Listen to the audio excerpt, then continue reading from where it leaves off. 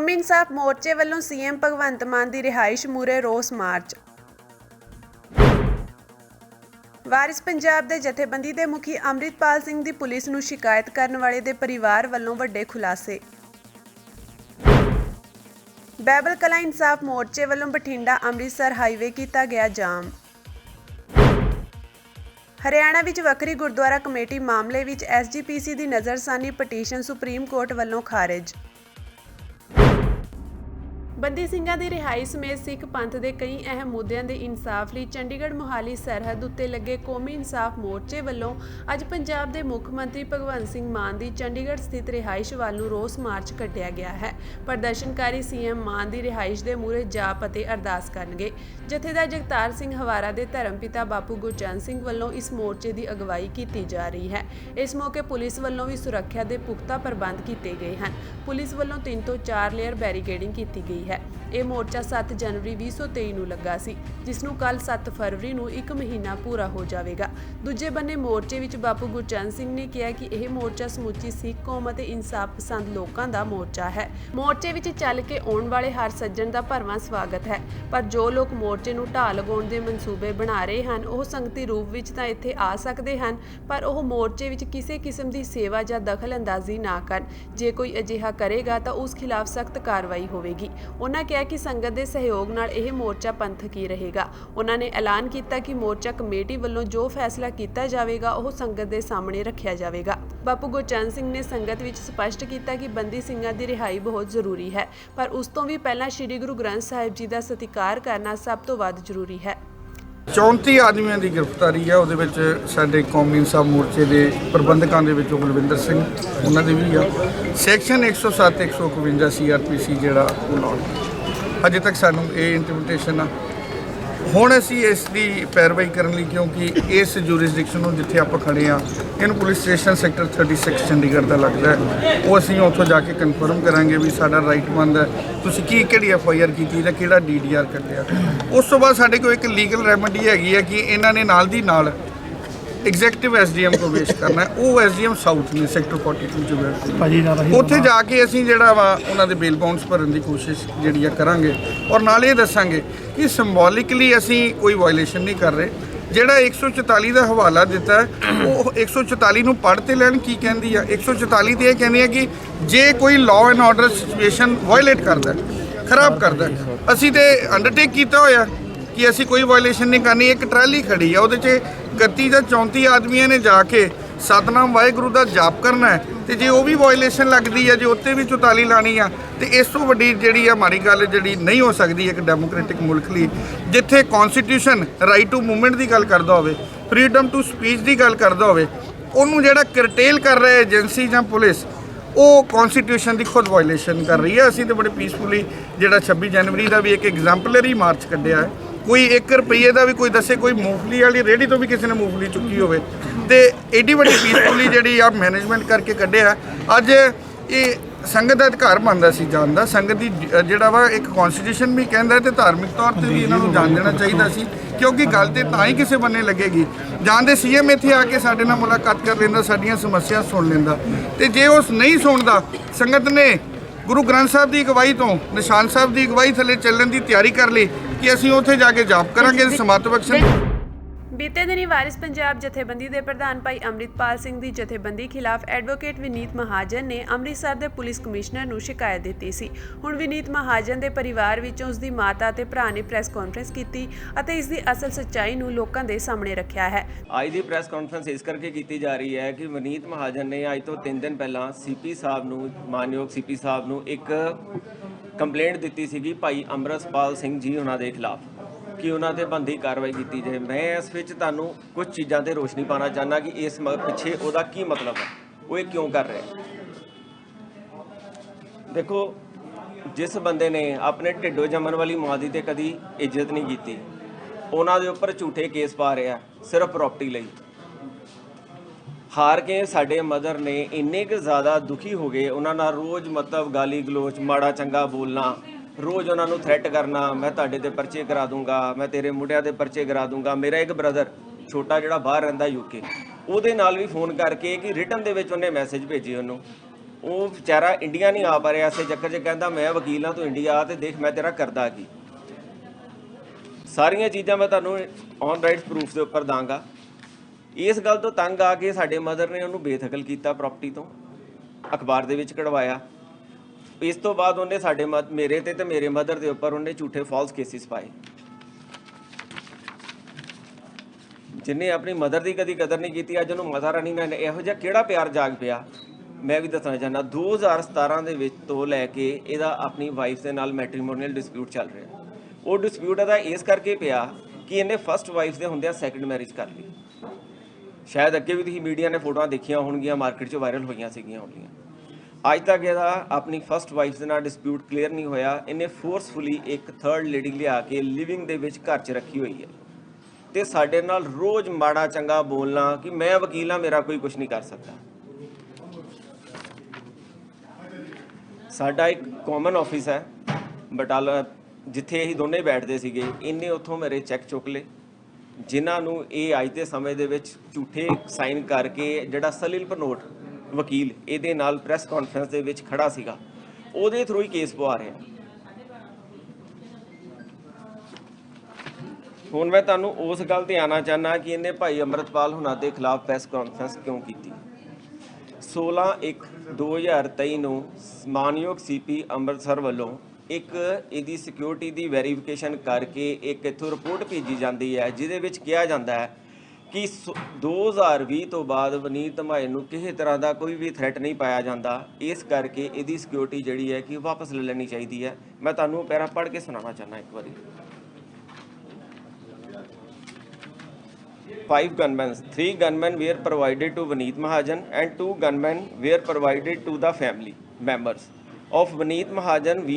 Meanwhile, Vineet Mahajan is using the entire 5 gunmen for his security, whereas Shri Amnish Mahajan is also the eyewitness of the above said case. But no, at least 2 years ago, no fresh threat perception has come to the notice. And during the course of inquiry, both the brother Amnish Mahajan and Vineet Mahajan could not produce any evidence of fresh threat perception for any gangster, criminal, social elements. Hence, it is crystal clear that they have not required any security now. CP Amritsar ਨੇ ਇਹ ਜਿਹੜੀ ਹੈ 16/1 ਨੂੰ report ਭੇਜੀ ਹੈ ਤੇ 30 ਤਰੀਕ ਨੂੰ ਇਹਨੂੰ ਇਹੋ ਜਿਹਾ ਮਾਤਾ ਰਾਣੀ ਨਾਲ ਪਿਆਰ ਜਾਗ ਪੈਂਦਾ ਕਿ ਸਿਰਫ ਤੇ ਸਿਰਫ ਉਹਦਾ ਮੁੱਦਾ ਸਿਕਿਉਰਿਟੀ ਹੈ। ਅੱਜ ਉਹ ਬੰਦਾ ਇਹ ਵੀ ਨਹੀਂ ਸੋਚ ਰਿਹਾ ਕਿ ਇਸ ਚੀਜ਼ ਦੇ ਪਿੱਛੇ ਸਾਡੇ ਪੰਜਾਬ ਦੀਆਂ ਭਾਵਨਾਵਾਂ ਕਿੱਥੇ ਜਾ ਰਹੀਆਂ, ਸਾਡੇ ਹਿੰਦੂ ਸਿੱਖ ਭਾਈਚਾਰੇ ਨੂੰ ਖਤਰਾ ਪਹੁੰਚ ਰਿਹਾ। ਸਿਰਫ ਤੇ ਸਿਰਫ ਇਸ ਬੰਦੇ ਨੂੰ ਆਪਣੀ ਸਿਕਿਉਰਿਟੀ ਨਾਲ ਮਤਲਬ ਹੈ। ਕਿਹੜਾ ਕੇਸ ਸੀ ਇਹ ਦੱਸਣਾ ਪਲੀਜ਼ ਵੇਖ ਕੇ। ਕਿਹੜਾ ਜੀ? ਕੈਮਰਾ ਦੇ ਜਿਹੜਾ ਤੁਸੀਂ ਦੱਸਿਆ ਜਿਸ 'ਚ ਤੁਹਾਨੂੰ ਸਿਕਿਉਰਿਟੀ ਮਿਲੀ ਹੋਈ ਸੀ ਦੋਨੋਂ ਬ੍ਰਦਰ। ਸਿਕਿਉਰਿਟੀ ਮਿਲੀ ਸੀ ਜੀ ਜਦੋਂ 2014 ਦੇ ਵਿੱਚ ਸਾਡੇ ਤੇ ਇੱਕ ਅਟੈਕ ਹੋਇਆ ਸੀਗਾ ਕੈਬਨਿਟ ਅਨਿਲ ਜੋਸ਼ੀ ਜੀ ਵੱਲੋਂ, ਜਿਹਦੇ ਵਿੱਚ FIR ਵੀ ਦਰਜ ਹੋਈ ਸੀ 138/2014। ਇਹਦੇ ਵਿੱਚ ਸਾਰਾ ਵੇਰਵਾ ਦਿੱਤਾ ਗਿਆ ਹੈ ਕਿ ਜਿਹੜੀਆਂ ਐਵੀਡੈਂਸ ਸਾਰੀਆਂ ਕਲੋਜ਼ ਹੋ ਚੁੱਕੀਆਂ ਵਨੀਤ ਮਹਾਜਨ ਦੀਆਂ। ਇਸ ਕਰਕੇ ਇਹਨੂੰ ਕਿਸੇ ਵੀ ਤਰ੍ਹਾਂ ਦੀ ਕਿਸੇ ਸਿਕਿਉਰਿਟੀ ਦੀ ਜ਼ਰੂਰਤ ਨਹੀਂ ਹੈਗੀ। ਅੱਜ ਆਪਣੀ ਸਿਕਿਉਰਿਟੀ ਵਾਸਤੇ ਸਿਰਫ ਤੇ ਸਿਰਫ ਇਹ ਹਿੰਦੂ ਸਿੱਖ ਭਾਈਚਾਰੇ ਨੂੰ ਲਾਈਮਲਾਈਟ ਦੇ ਵਿੱਚ ਲਿਆ ਕੇ ਆਪਣੀ ਸਿਕਿਉਰਿਟੀ ਲੈਣਾ ਚਾਹੁੰਦਾ ਬਸ। ਬੈਬਲ ਕਲਾਂ ਵਿੱਚ ਪਿਛਲੇ ਲੰਮੇ ਸਮੇਂ ਤੋਂ ਸ੍ਰੀ ਗੁਰੂ ਗ੍ਰੰਥ ਸਾਹਿਬ ਜੀ ਦੀ ਬੇਅਦਬੀ ਮਾਮਲੇ ਉੱਤੇ ਇਨਸਾਫ ਦੇ ਲਈ ਮੋਰਚਾ ਲੱਗਾ ਹੋਇਆ ਹੈ। ਮੋਰਚੇ ਦੀ ਅਗਵਾਈ ਕਰ ਰਹੇ ਸ਼ਹੀਦ ਭਾਈ ਕ੍ਰਿਸ਼ਨ ਭਗਵਾਨ ਸਿੰਘ ਨਿਆਮੀਵਾਲਾ ਦੇ ਸਪੁੱਤਰ ਸੁਖਰਾਜ ਸਿੰਘ ਨਿਆਮੀਵਾਲਾ ਦੇ ਸੱਦੇ ਉੱਤੇ ਅੱਜ ਬਠਿੰਡਾ ਅੰਮ੍ਰਿਤਸਰ ਨੈਸ਼ਨਲ ਹਾਈਵੇ ਨੂੰ ਜਾਮ ਕੀਤਾ ਗਿਆ ਹੈ। ਹਾਈਵੇ ਨੂੰ ਦੋਵਾਂ ਪਾਸਿਆਂ ਤੋਂ ਮੁਕੰਮਲ ਬੰਦ ਕਰ ਦਿੱਤਾ ਗਿਆ ਹੈ।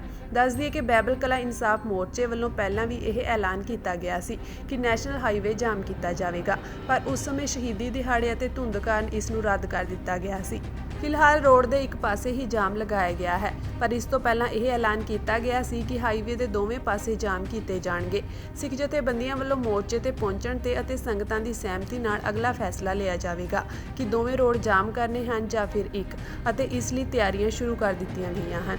ਸਾਡੇ ਇਸ਼ਟ ਦੀ ਬੇਅਦਬੀ ਇਸ ਦੇਸ਼ ਦੇ ਵਿੱਚ ਹੋਵੇ, ਇਸ ਤੋਂ ਵੱਡੀ ਗੁਲਾਮੀ ਹੋਰ ਕੀ ਹੋ ਸਕਦੀ ਆ। ਸਾਡੇ ਇਸ਼ਟ ਦੀ ਬੇਅਦਬੀ ਕਰਨ ਵਾਲਾ ਸ਼ਰੇਆਮ ਲਲਕਾਰ ਕੇ ਲੋਕਾਂ ਦਾ ਇਕੱਠ ਕਰਕੇ ਦਿਖਾਵੇ ਤਾਂ ਗੁਲਾਮ ਨਹੀਂ ਤਾਂ ਹੋਰ ਕੀ ਆ। ਇੱਥੋਂ ਦਾ ਕਾਨੂੰਨ ਬਲਾਤਕਾਰੀ ਨੂੰ ਬਾਹਰ ਕੱਢੇ ਤੇ 40-40 ਸਾਲਾਂ ਤੋਂ ਜੇਲ੍ਹਾਂ 'ਚ ਬੰਦ ਬੈਠਿਆਂ ਨੂੰ ਗੱਲ ਤੱਕ ਨਾ ਸੁਣੇ, ਉਹਨਾਂ ਦੀ ਪਰੋਲ ਤੱਕ ਨਾ ਲੱਗੇ ਤਾਂ ਫਿਰ ਗੁਲਾਮ ਨਹੀਂ ਤਾਂ ਹੋਰ ਕੀ ਆ। ਤੇ ਜੇ ਅਸੀਂ ਆਪਣੇ ਰਾਜ ਦੀ ਗੱਲ ਕਰਦੇ ਹਾਂ, ਮੈਂ ਅੱਗੇ ਵੀ ਕਹਿਣਾ ਹੁੰਨਾ ਕਿ 7% ਲੋਕਾਂ ਨੇ 93% ਤੇ ਰਾਜ ਕੀਤਾ। ਕਿਸੇ ਵੀ ਕੌਮ ਦੇ ਨਾਲ, ਕਿਸੇ ਵੀ ਖਿੱਤੇ ਦੇ ਨਾਲ, ਕਿਸੇ ਵੀ ਧਰਮ ਦੇ ਨਾਲ ਧੱਕਾ ਨਹੀਂ ਹੋਇਆ ਹੋਊਗਾ। ਦੁਨੀਆ ਦਾ 1 ਨੰਬਰ ਰਾਜ ਰਿਹਾ ਹੈ। ਤੇ ਜੇ ਅੱਜ ਅਸੀਂ ਆਪਦੇ ਰਾਜ ਭਾਗ ਦੀ ਗੱਲ ਕਰਦੇ ਹਾਂ ਤਾਂ ਫਿਰ ਇਸ ਸਟੇਟ ਨੂੰ, ਇਸ ਸਿਸਟਮ ਨੂੰ ਕਿਉਂ ਰੜਕਦੇ ਆ? ਕਿਉਂ ਨਾ ਕਰੀਏ ਰਾਜ ਦੀ ਗੱਲ ਭਾਈ? ਤੁਸੀਂ ਸਾਡੇ ਗੁਰੂ ਦੀ ਬੇਅਦਬੀ ਕਰਨ ਵਾਲੇ ਨੂੰ ਤਖਤਾਂ ਤੇ ਬਿਠਾਓ, ਬੇਅਦਬੀ ਤੇ ਰਾਜਨੀਤੀ ਕਰਨ ਵਾਲਿਆਂ ਨੂੰ ਕੁਰਸੀਆਂ ਤੇ ਬਿਠਾਓ, ਤੇ ਸਾਡੇ ਜੇ ਰਾਜ ਦੀ ਗੱਲ ਵੀ ਕਰਨ ਤੁਸੀਂ ਜੇਲ੍ਹਾਂ 'ਚ ਬੰਦ ਕਰੋ।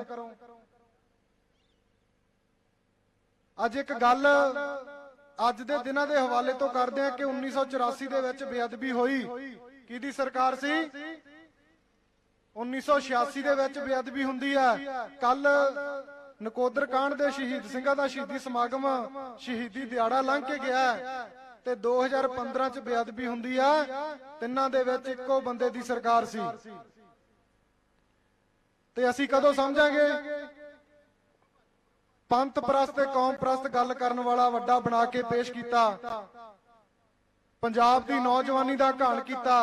ਕਦੇ ਚਿੱਟੇ ਨਾਲ ਪੁੱਤ ਮਰਵਾਏ ਆ, ਕਦੇ ਨਹਿਰਾਂ ਤੇ ਮੁਕਾਬਲੇ ਬਣਾਏ ਆ, ਉਹਨਾਂ ਨੂੰ ਡੀਜੀਪੀ ਤੱਕ ਲਾਤਾ, ਤੇ ਜਿਨ੍ਹਾਂ ਦੇ ਮਰੇ ਆ ਉਹਨਾਂ ਨੂੰ ਤੁਸੀਂ ਅੱਜ ਵੀ ਇਸ ਨਿਗਾਹ ਦੇ ਨਾਲ ਦੇਖਦੇ ਹੋ ਕਿ ਇਹ ਸਿਸਟਮ ਦੇ ਲਈ ਖਤਰਾ ਨੇ।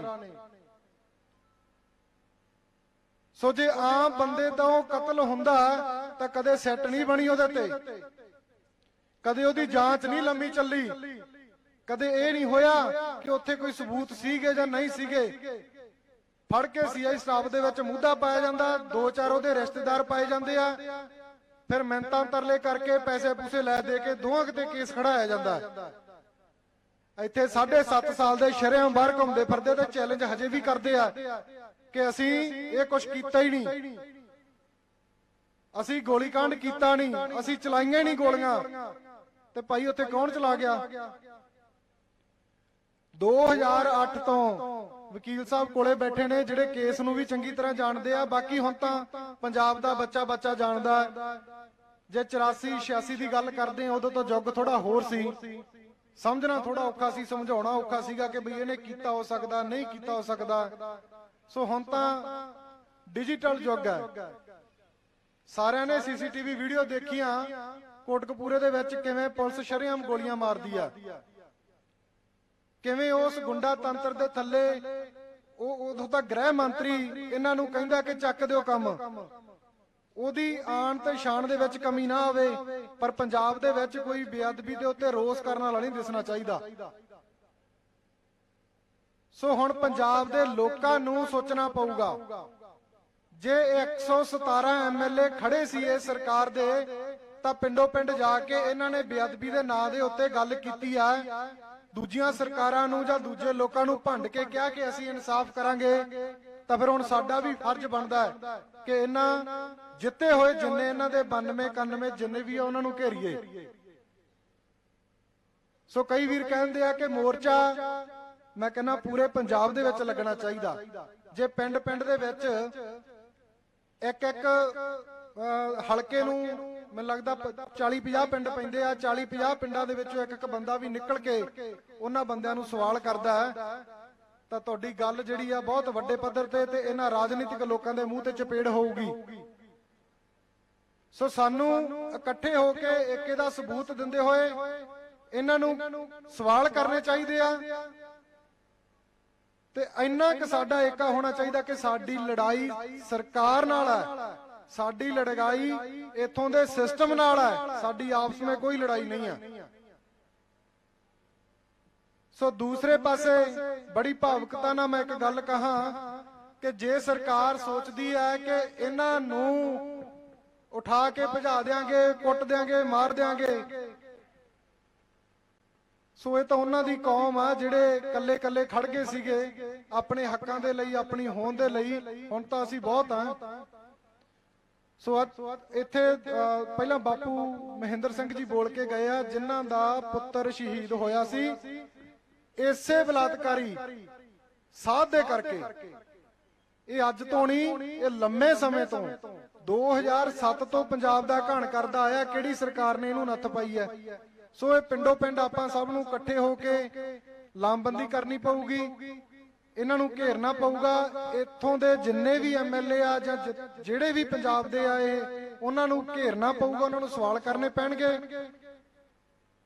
ਤੇ ਇਕੱਠੇ ਹੋ ਕੇ ਵੱਡੇ ਪੱਧਰ ਦੇ ਵਿੱਚ ਜਦੋਂ ਅਸੀਂ ਸਰਕਾਰ ਨੂੰ ਘੇਰਾਂਗੇ ਤਾਂ ਜਾ ਕੇ ਇਹਨਾਂ ਮਸਲਿਆਂ ਦੇ ਹੱਲ ਨਿਕਲਣੇ ਆ। ਤੇ ਆਉਣ ਵਾਲੇ ਜਿਹੜੇ ਸੋਚੀ ਬੈਠੇ ਆ ਉਹ ਕੰਮ ਤਾਂ ਰੁਕਣੇ ਆ ਜੇ ਸਾਡਾ ਏਕਾ ਮੁੱਦਿਆਂ ਦੇ ਆਧਾਰ ਤੇ, ਸਾਡੇ ਹੋਏ ਨੁਕਸਾਨ ਦੇ ਆਧਾਰ ਤੇ ਹੋਊਗਾ। ਨਹੀਂ ਅਸੀਂ ਆਪਣੇ ਆਪ ਲੜਨ ਤੱਕ ਇਹਨਾਂ ਨੇ ਸਾਨੂੰ ਛੱਡਿਆ ਹੋਇਆ, ਅਸੀਂ ਉਹ ਚੀਜ਼ ਨਾ ਕਰੀਏ। ਹਰਿਆਣਾ ਵਿੱਚ ਵੱਖਰੀ ਗੁਰਦੁਆਰਾ ਕਮੇਟੀ ਮਾਮਲੇ ਵਿੱਚ ਸ਼੍ਰੋਮਣੀ ਕਮੇਟੀ ਦੀ ਨਜ਼ਰਸਾਨੀ ਪਟੀਸ਼ਨ ਸੁਪਰੀਮ ਕੋਰਟ ਵਿੱਚੋਂ ਖਾਰਜ ਹੋਣ ਤੋਂ ਬਾਅਦ ਹੁਣ ਸਿੱਖ ਜਥੇਬੰਦੀ ਨੂੰ ਹਰਿਆਣਾ ਵਿਚਲੇ ਆਪਣੇ ਪ੍ਰਬੰਧ ਹੇਠਲੇ ਗੁਰਦੁਆਰਿਆਂ ਦਾ ਪ੍ਰਬੰਧ ਛੱਡਣਾ ਪਵੇਗਾ। ਦੂਜੇ ਪਾਸੇ ਸੁਪਰੀਮ ਕੋਰਟ ਦੇ ਇਸ ਫੈਸਲੇ ਤੋਂ ਬਾਅਦ ਹਰਿਆਣਾ ਕਮੇਟੀ ਦੇ ਵੱਖ-ਵੱਖ ਧੜਿਆਂ ਦੇ ਸਿੱਖ ਆਗੂਆਂ ਨੇ ਵੀ ਕਮਰ ਕੱਸੇ ਸ਼ੁਰੂ ਕਰ ਦਿੱਤੇ ਹਨ। ਹਰਿਆਣਾ ਵਿੱਚ ਇਸ ਵੇਲੇ ਸ਼੍ਰੋਮਣੀ ਕਮੇਟੀ ਦੇ ਸਿੱਧੇ ਅਤੇ ਅਸਿੱਧੇ ਪ੍ਰਬੰਧ ਹੇਠ ਲਗਭਗ 50 ਤੋਂ ਵੱਧ ਗੁਰੂ ਘਰ ਹਨ। ਇਨ੍ਹਾਂ ਵਿੱਚੋਂ 8 ਗੁਰੂ ਘਰ ਸੈਕਸ਼ਨ 85 ਹੇਠ ਸ਼੍ਰੋਮਣੀ ਕਮੇਟੀ ਦੇ ਪ੍ਰਬੰਧ ਹੇਠ ਹਨ, ਜਿਨ੍ਹਾਂ ਵਿੱਚੋਂ ਇੱਕ ਗੁਰੂ ਘਰ ਦਾ ਪ੍ਰਬੰਧ ਇਸ ਵੇਲੇ ਹਰਿਆਣਾ ਕਮੇਟੀ ਕੋਲ ਹੈ ਅਤੇ ਬਾਕੀ 7 ਗੁਰੂ ਘਰਾਂ ਦਾ ਪ੍ਰਬੰਧ ਸ਼੍ਰੋਮਣੀ ਕਮੇਟੀ ਕੋਲ ਹੈ। ਭਗਤ ਰਵਿਦਾਸ ਜੀ ਦੇ ਜਨਮ ਦਿਹਾੜੇ ਮੌਕੇ ਸ੍ਰੀ ਅਕਾਲ ਤਖਤ ਸਾਹਿਬ ਵੱਲੋਂ ਸ਼੍ਰੋਮਣੀ ਕਮੇਟੀ ਦੇ ਸਹਿਯੋਗ ਨਾਲ ਤਖਤ ਸ੍ਰੀ ਦਮਦਮਾ ਸਾਹਿਬ ਤਲਵੰਡੀ ਸਾਬੋ ਵਿਖੇ ਦੂਸਰਾ ਕੌਮੀ ਦਸਤਾਰਬੰਦੀ ਸਮਾਗਮ ਕਰਵਾਇਆ ਗਿਆ, ਜਿਸ ਵਿੱਚ ਅਕਾਲ ਤਖਤ ਦੇ ਕਾਰਜਕਾਰੀ ਜਥੇਦਾਰ ਤੇ ਤਖਤ ਸ੍ਰੀ ਦਮਦਮਾ ਸਾਹਿਬ ਦੇ ਜਥੇਦਾਰ ਗਿਆਨੀ ਹਰਪ੍ਰੀਤ ਸਿੰਘ ਨੇ ਵਿਸ਼ੇਸ਼ ਤੌਰ ਤੇ ਸ਼ਿਰਕਤ ਕੀਤੀ। ਦਸਤਾਰਬੰਦੀ ਵਿੱਚ ਪੰਜਾਬ, ਹਰਿਆਣਾ, ਰਾਜਸਥਾਨ ਅਤੇ ਹਿਮਾਚਲ ਪ੍ਰਦੇਸ਼ ਦੇ 5000 ਸਿੱਖ ਬੱਚਿਆਂ ਨੇ ਭਾਗ ਲਿਆ।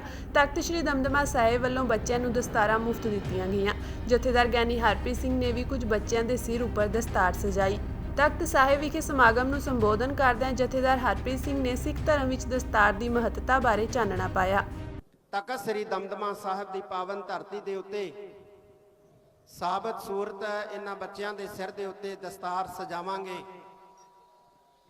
ਤੇ ਇਕੱਠੇ ਹੋ ਕੇ ਅਕਾਲ ਪੁਰਖ ਦੇ ਚਰਨਾਂ 'ਚ ਅਰਦਾਸ ਕਰਾਂਗੇ ਕਿ ਸੱਚੇ ਪਾਤਸ਼ਾਹ, ਜਿਹੜੇ ਬੱਚੇ ਅੱਜ ਤੇਰੇ ਦਰ ਤੇ ਆਏ ਨੇ, ਜਿਨ੍ਹਾਂ ਬੱਚਿਆਂ ਨੇ ਅੱਜ ਤੇਰੇ ਦਰ ਤੇ ਆ ਕੇ ਸੋਹਣੀਆਂ ਦਸਤਾਰਾਂ ਸਜਾਈਆਂ ਨੇ, ਇਹਨਾਂ ਬੱਚਿਆਂ ਦੀ ਬਾਹ ਫੜੀ ਰੱਖੇ, ਇਹਨਾਂ ਬੱਚਿਆਂ ਦੇ ਸਿਰਾਂ ਤੇ ਮਿਹਰ ਭਰਿਆ ਹੱਥ ਰੱਖੇ। ਇਹ ਬੱਚੇ ਕੌਮ ਦਾ ਭਵਿੱਖ ਨੇ ਔਰ ਇਹ ਤਰੱਕੀਆਂ ਕਰਨ, ਬੁਲੰਦੀਆਂ ਤੇ ਪਹੁੰਚਣ ਔਰ ਹਰ ਮੈਦਾਨ, ਹਰ ਦੀਵਾਨ ਫਤਿਹ ਕਰਨ। ਅਸੀਂ ਸਾਰਿਆਂ ਨੇ ਰਲ ਮਿਲ ਕੇ ਤਖਤ ਸ੍ਰੀ ਦਮਦਮਾ ਸਾਹਿਬ ਦੀ ਪਾਵਨ ਧਰਤੀ ਦੇ ਉੱਤੇ ਅਰਦਾਸ ਕਰਨੀ ਹੈ। ਇੰਨੀ ਵੱਡੀ ਗਿਣਤੀ ਦੇ ਵਿੱਚ ਬੱਚੇ ਪਹੁੰਚੇ ਕਿ ਸਾਡੇ, ਜਿਵੇਂ ਮੇਰੇ ਵੀਰ ਜੀ ਨੇ ਦੱਸਿਆ, ਕਿ ਪ੍ਰਬੰਧ ਛੋਟੇ ਪੈ ਗਏ। ਵਾਹਿਗੁਰੂ ਅੱਗੇ ਅਰਦਾਸ ਹੈ, ਸੱਚੇ ਪਾਤਸ਼ਾਹ ਇਸੇ ਤਰ੍ਹਾਂ ਹੋਰ ਹਿੰਮਤ ਬਖਸ਼ੇ, ਅਸੀਂ ਇਸ ਤੋਂ ਵੀ ਵੱਡੇ ਵੱਡੇ ਸਮਾਗਮ ਜਿਹੜੇ ਆ ਬੱਚਿਆਂ ਨੂੰ ਜੋੜਨ ਵਾਸਤੇ ਕਰ ਸਕੀਏ। ਸ੍ਰੀ ਅਕਾਲ ਤਖਤ ਸਾਹਿਬ ਦੇ ਉੱਤੇ ਪਹਿਲਾ ਸਮਾਗਮ ਕੀਤਾ ਸੀ, ਉੱਥੇ 1100 ਬੱਚੇ ਦਾ ਅਸੀਂ ਟੀਚਾ ਮਿੱਥਿਆ ਸੀ, ਤਕਰੀਬਨ 1300 ਬੱਚਾ ਪਹੁੰਚਿਆ ਸੀ। ਇੱਥੇ 3100 ਬੱਚੇ ਦਾ ਟੀਚਾ ਮਿੱਥਿਆ ਸੀ, 3500 ਦੇ ਕਰੀਬ ਬੱਚਾ ਜਿਹੜਾ ਹੈ ਅੱਜ ਇੱਥੇ ਤਖਤ ਸ੍ਰੀ ਦਮਦਮਾ ਸਾਹਿਬ ਦੀ ਪਾਵਨ ਧਰਤੀ ਤੇ ਪਹੁੰਚਿਆ ਤੇ ਸਿਰਾਂ ਤੇ ਦਸਤਾਰਾਂ ਸਜਾਈਆਂ ਨੇ। ਛੋਟੇ ਬੱਚਿਆਂ ਦੇ ਸਿਰਾਂ ਤੇ ਵੀ ਦਸਤਾਰਾਂ ਸਜੀਆਂ ਨੇ, ਵੱਡੇ ਬੱਚਿਆਂ ਦੇ ਸਿਰਾਂ ਦੇ ਉੱਤੇ ਵੀ ਦਸਤਾਰਾਂ ਸਜੀਆਂ ਨੇ। ਵਾਹਿਗੁਰੂ ਅੱਗੇ ਅਰਦਾਸ ਹੈ, ਸੱਚੇ ਪਾਤਸ਼ਾਹ ਇਸੇ ਤਰ੍ਹਾਂ ਮਿਹਰ ਭਰਿਆ ਹੱਥ ਰੱਖਣ। ਮੈਂ ਬੱਚਿਆਂ ਨੂੰ ਇਹ ਅਪੀਲ ਕਰਨੀ ਚਾਹਾਂਗਾ ਕਿ ਬੱਚਿਓ, ਤਖਤ ਸ੍ਰੀ ਦਮਦਮਾ ਸਾਹਿਬ ਦੀ ਪਾਵਨ ਧਰਤੀ ਦੇ ਉੱਤੇ ਆ ਕੇ ਤੁਸੀਂ ਸੀਸ ਤੇ ਦਸਤਾਰ ਸਜਾਈ ਹੈ। ਇਹ ਦਸਤਾਰ ਹੁਣ ਅੰਤਲੇ ਸਵਾਸ ਤੱਕ ਤੁਹਾਡੇ ਸਿਰ ਦੇ ਉੱਤੇ ਰਹਿਣੀ ਚਾਹੀਦੀ ਹੈ। ਸਕੂਲ ਜਾਣਾ ਹੈ, ਦਸਤਾਰ ਸਜਾ ਕੇ ਜਾਇਆ ਕਰੋ। ਬਾਜ਼ਾਰ ਜਾਣਾ ਹੈ, ਰਿਸ਼ਤੇਦਾਰੀ 'ਚ ਜਾਣਾ ਹੈ, ਘਰੋਂ ਬਾਹਰ ਪੈਰ ਪਾਉਣਾ ਹੈ, ਦਸਤਾਰ ਸਜਾ ਕੇ ਜਿਹੜਾ ਉਹ ਨਿਕਲਿਆ ਕਰੋ। ਦਸਤਾਰ ਦੇ ਨਾਲ ਪਤਾ ਲੱਗਦਾ ਹੈ ਕਿ ਅਸੀਂ ਧੰਨ ਗੁਰੂ ਗੋਬਿੰਦ ਸਿੰਘ ਪਾਤਸ਼ਾਹ ਦੇ ਬੱਚੇ ਹਾਂ। ਦਸਤਾਰ ਦੇ ਨਾਲ ਪਤਾ ਲੱਗਦਾ ਹੈ ਕਿ ਸਾਡੇ ਘਰਾਂ ਦੇ ਵਿੱਚ ਗੁਰੂ ਨਾਨਕ ਸਾਹਿਬ ਦੀ ਸਿੱਖੀ ਹੈ। ਦਸਤਾਰ ਦੇ ਨਾਲ ਪਤਾ ਲੱਗਦਾ ਹੈ ਕਿ ਅਸੀਂ ਆਉਣ ਵਾਲੇ ਸਮੇਂ ਦੇ ਪੰਥ ਦੇ ਵਾਰਿਸ ਹਾਂ। ਦਸਤਾਰ ਸਾਡੀ ਮਾਨਮੱਤੀ ਗੌਰਵਮਈ ਵਿਰਾਸਤ ਦਾ ਪ੍ਰਤੀਕ ਹੈ। ਦਸਤਾਰ ਸਾਡੀ ਸ਼ਾਨ ਹੈ, ਦਸਤਾਰ ਸਾਡਾ ਮਾਣ ਹੈ ਔਰ ਦਸਤਾਰ ਦੇ ਨਾਲ ਸਾਡੀ ਪਹਿਚਾਨ ਹੈ। ਜੇ ਸਾਡੇ ਸਿਰ ਤੇ ਦਸਤਾਰ ਨਹੀਂ ਹੋਊਗੀ, ਜੂੜਾ ਨਹੀਂ ਹੋਊਗਾ, ਸਾਨੂੰ ਕੋਈ ਇਹ ਨਹੀਂ ਆਖੂਗਾ ਕਿ ਇਹ ਪੰਜਾਬ ਦਾ ਹੈ, ਸਿੱਖਾਂ ਦਾ ਬੱਚਾ ਹੈ, ਗੁਰੂ ਗੋਬਿੰਦ ਸਿੰਘ ਮਹਾਰਾਜ ਦਾ ਪੁੱਤਰ ਹੈ। ਪਰ ਜਦੋਂ ਸਾਡੇ ਸਿਰਾਂ ਦੇ ਉੱਤੇ ਜੂੜਾ ਹੋਊਗਾ, ਜਦੋਂ ਸਾਡੇ ਸਿਰਾਂ ਦੇ ਉੱਤੇ ਦਸਤਾਰਾਂ ਸ਼ੋਭਣਗੀਆਂ, ਸਾਨੂੰ ਸਾਰੇ ਧੰਨ ਗੁਰੂ ਗੋਬਿੰਦ ਸਿੰਘ ਮਹਾਰਾਜ ਦੇ ਬੱਚੇ ਕਹਿਣਗੇ।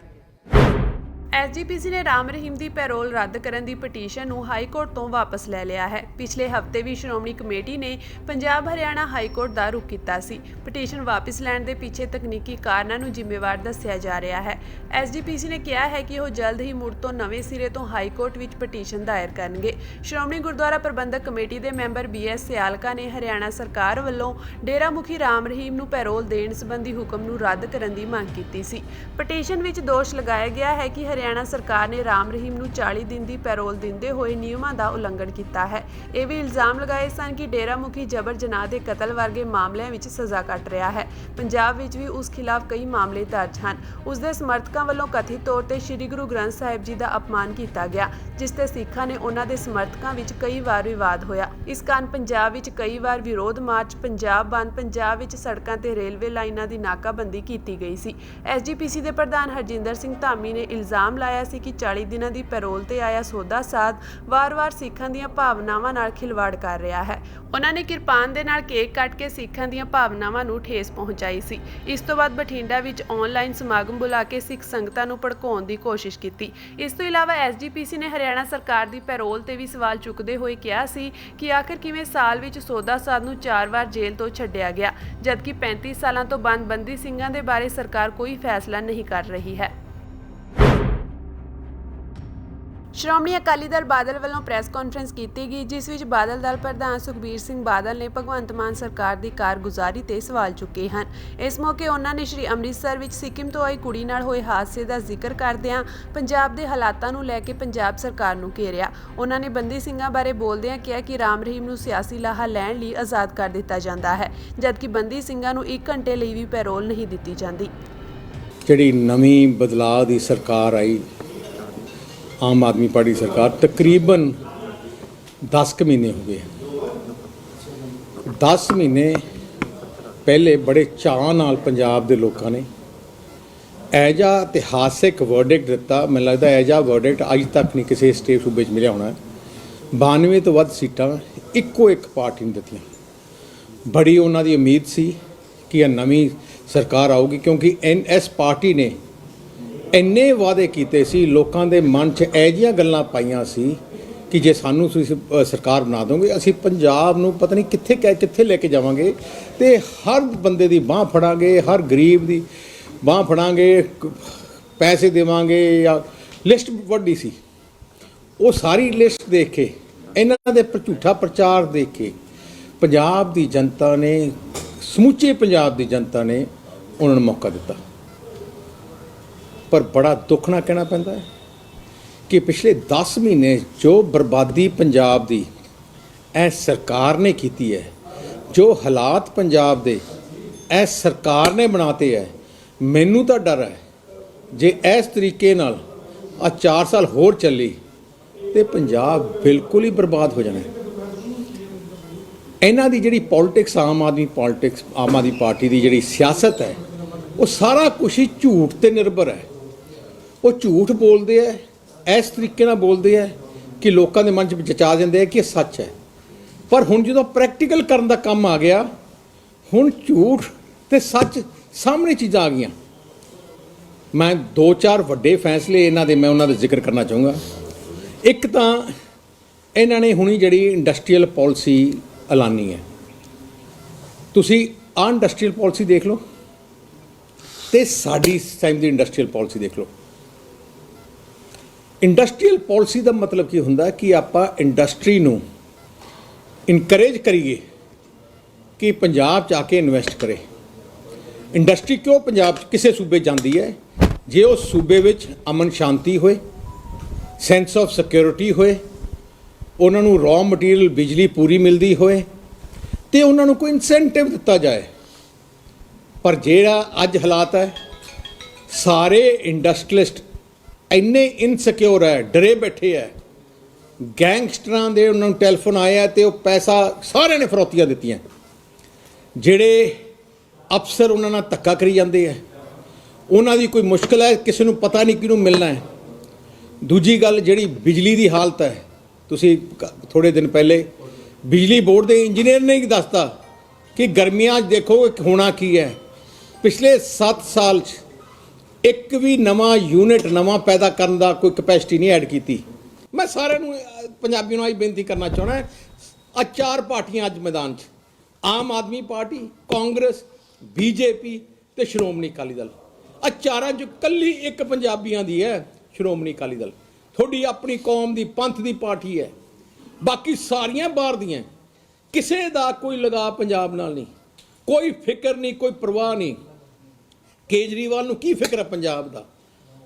ਅੱਜ ਰਾਘਵ ਚੱਡਾ ਚੀਫ ਮਿਨਿਸਟਰ ਬਣਾਇਆ ਫਿਰਦਾ, ਉਹਨੂੰ ਕੀ ਫਿਕਰ ਹੈ? ਇੱਥੇ ਜਿਉਂਦੇ ਮਰਦੇ ਹੈ।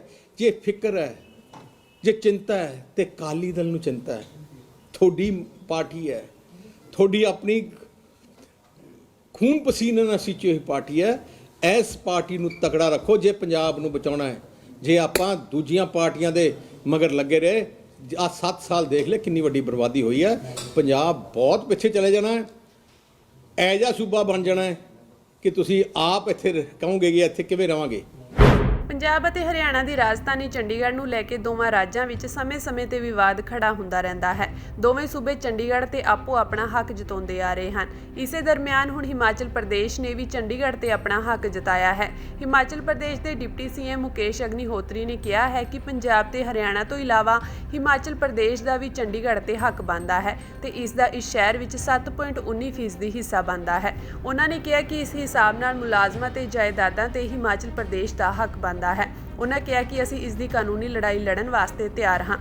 ਇਹ ਮਾਮਲਾ ਸੁਪਰੀਮ ਕੋਰਟ ਤੱਕ ਵੀ ਗਿਆ ਹੈ। ਦੱਸ ਦਈਏ ਕਿ ਪੰਜਾਬ ਅਤੇ ਹਰਿਆਣਾ ਚੰਡੀਗੜ੍ਹ ਨੂੰ ਲੈ ਕੇ ਆਪਸ ਵਿੱਚ ਭਿੜਦੇ ਰਹਿੰਦੇ ਹਨ, ਜਦਕਿ ਪੰਜਾਬ ਦਾ ਕਹਿਣਾ ਹੈ ਕਿ ਪੰਜਾਬ ਦੇ ਦਰਜਨਾਂ ਪਿੰਡ ਉਜਾੜ ਕੇ ਚੰਡੀਗੜ੍ਹ ਬਣਾਇਆ ਗਿਆ ਹੈ, ਇਸ ਲਈ ਇਸ ਤੇ ਪੰਜਾਬ ਦਾ ਹੱਕ ਹੈ।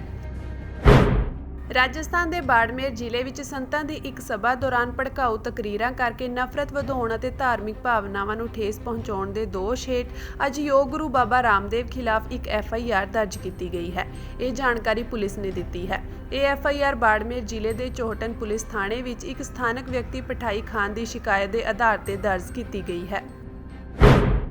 ਦੱਖਣੀ ਪੂਰਬੀ ਤੁਰਕੀ ਅਤੇ ਸੀਰੀਆ ਵਿੱਚ ਅੱਜ ਤੜਕੇ 7.8 ਦੀ ਤੀਬਰਤਾ ਵਾਲੇ ਭੂਚਾਲ ਦੇ ਝਟਕੇ ਮਹਿਸੂਸ ਕੀਤੇ ਗਏ, ਜਿਸ ਕਾਰਨ ਕਈ ਇਮਾਰਤਾਂ ਢਹਿ ਗਈਆਂ। ਭੂਚਾਲ ਨਾਲ ਸੰਬੰਧਿਤ ਘਟਨਾਵਾਂ 'ਚ ਘੱਟੋ-ਘੱਟ 568 ਲੋਕਾਂ ਦੇ ਮਾਰੇ ਜਾਣ ਦੀ ਖਬਰ ਹੈ। ਮਰਨ ਵਾਲਿਆਂ ਦੀ ਗਿਣਤੀ ਵਧਣ ਦਾ ਖਦਸ਼ਾ ਜਤਾਇਆ ਜਾ ਰਿਹਾ ਹੈ, ਕਿਉਂਕਿ ਪ੍ਰਭਾਵਿਤ ਖੇਤਰਾਂ ਵਿੱਚ ਬਚਾਅ ਕਰਮਚਾਰੀ ਹਾਲੇ ਵੀ ਮਲਬੇ ਹੇਠਾਂ ਦੱਬੇ ਲੋਕਾਂ ਨੂੰ ਲੱਭ ਰਹੇ ਹਨ। ਘੱਟ ਢਹਿ ਹੋਈਆਂ ਇਮਾਰਤਾਂ ਦੇ ਅੰਦਰ ਫਸੇ ਲੋਕ ਅਤੇ ਸੜਕ ਤੇ ਲੋਕਾਂ ਨੂੰ ਮਦਦ ਲਈ ਚੀਕਦੇ ਦੇਖਿਆ ਗਿਆ। ਭੂਚਾਲ ਦੇ ਝਟਕੇ ਕਾਹਿਰਾ ਤੱਕ ਮਹਿਸੂਸ ਕੀਤੇ ਗਏ। ਇਸ ਦਾ ਕੇਂਦਰ ਸੀਰੀਆ ਦੀ ਸਰਹੱਦ ਤੋਂ ਲਗਭਗ 90 ਕਿਲੋਮੀਟਰ ਦੂਰ ਗਾਜ਼ੀਆਂਟੇਪ ਸ਼ਹਿਰ ਦੇ ਉੱਤਰ ਵਿੱਚ ਸੀ। ਤੁਰਕੀ ਦੇ ਰਾਸ਼ਟਰਪਤੀ ਰਜਬ ਤੈਯਬ ਏਰਦੋਆਨ ਨੇ ਟਵੀਟ ਕੀਤਾ ਕਿ ਭੂਚਾਲ ਪ੍ਰਭਾਵਿਤ ਇਲਾਕਿਆਂ ਵਿੱਚ ਬਚਾਅ ਟੀਮਾਂ ਨੂੰ ਤੁਰੰਤ ਰਵਾਨਾ ਕਰ ਦਿੱਤਾ ਗਿਆ ਹੈ। ਭੂਚਾਲ ਤੋਂ ਬਾਅਦ ਵੀ ਫਿਰ 6 ਝਟਕੇ ਮਹਿਸੂਸ ਕੀਤੇ ਗਏ। ਅਮਰੀਕੀ ਭੂ ਵਿਗਿਆਨ ਸਰਵੇਖਣ ਮੁਤਾਬਕ ਭੂਚਾਲ ਦਾ ਕੇਂਦਰ ਗਾਜ਼ੀਆਂਟੇਪ ਤੋਂ ਕਰੀਬ 33 ਕਿਲੋਮੀਟਰ ਦੂਰ 18 ਕਿਲੋਮੀਟਰ ਦੀ ਡੂੰਘਾਈ ਤੇ ਸੀ। ਇਸ ਦੇ ਝਟਕੇ ਸੂਬਿਆਂ 'ਚ ਮਹਿਸੂਸ ਕੀਤੇ ਗਏ। ਭੂਚਾਲ ਅਜਿਹੇ ਸਮੇਂ 'ਚ ਆਇਆ ਹੈ ਜਦੋਂ ਪੱਛਮੀ ਏਸ਼ੀਆ ਬਰਫੀਲੇ ਤੂਫਾਨ ਦੀ ਲਪੇਟ ਵਿੱਚ ਹੈ, ਜਿਸ ਦੇ ਵੀਰਵਾਰ ਤੱਕ ਜਾਰੀ ਰਹਿਣ ਦੀ ਸੰਭਾਵਨਾ ਹੈ।